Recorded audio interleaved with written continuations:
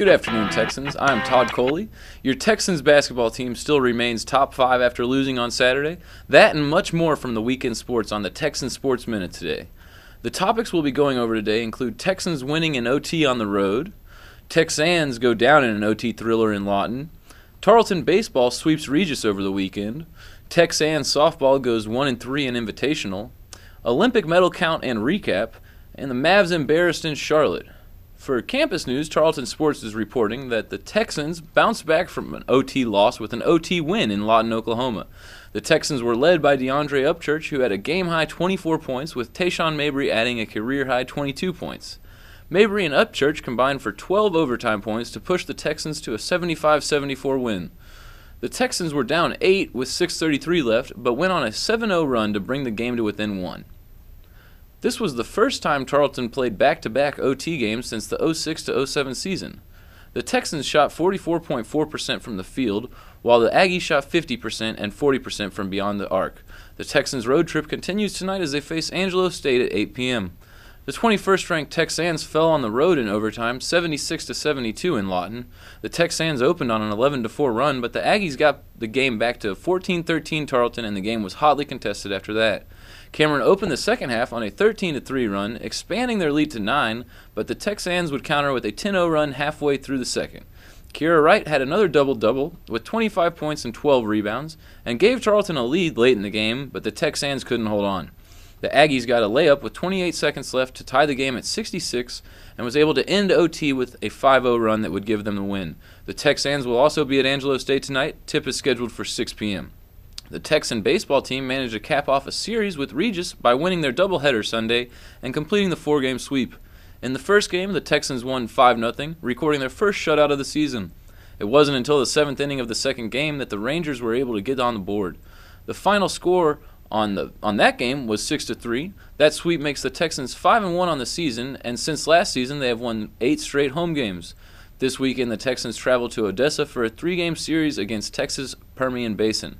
And finally, a disappointing Tarleton softball invitational finished with a victory for the Texans, but they had a rough weekend. The Texans lost games to Northwestern Oklahoma State 4-2, Harding University 7-5, and Northwestern Oklahoma State again 6-3, but were able to finish the week on a positive, beating Southern Nazarene University 8-2.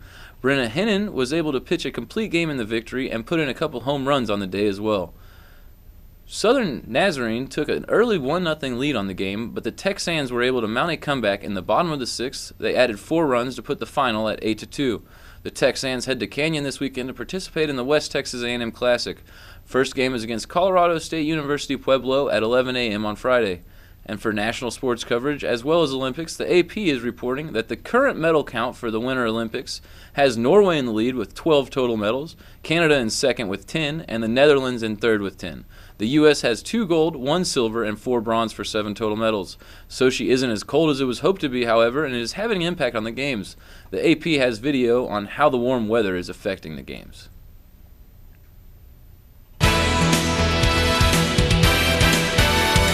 Warm weather is the newest arrival at the Olympics. Temperatures are above freezing in Krasnaya Polyana, where the alpine events take place. The warmth is melting snow, but not the spirit of the fans. I would like it to be colder, but I'm sure that they have already worked out a plan B of where they're going to ski. I know it's the Olympics, and they always have that all figured out. So it'll all work out. It's going to be great. During halfpipe qualifying, you could see the snowboarders struggle through the slush.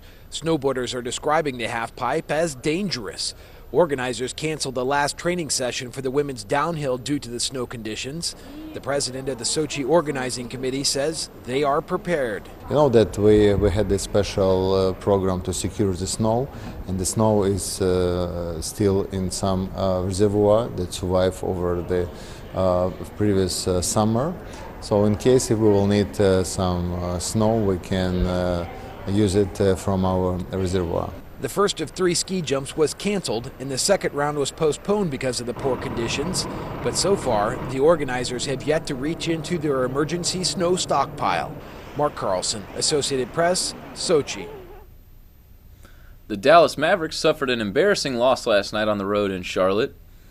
The Mavs saw the Bobcats set a franchise record 42 assists last night. Al Jefferson took it back to 2008 style and had 30 points, while Anthony Tolliver had 22. Dirk had an ankle injury in the second quarter, but made a comeback and had 16 points in 25 minutes. The game, however, wasn't even close. At halftime, the Bobcats had a 58-44 lead, and the second half didn't get better. This is the first time in Dirk's career to lose to the Bobcats. He is now 16-1 against them. The Mavs don't have time to think about the loss as they head to Indiana to play the East Best Pacers tonight at 6 p.m. Well, that caps off your week in sports.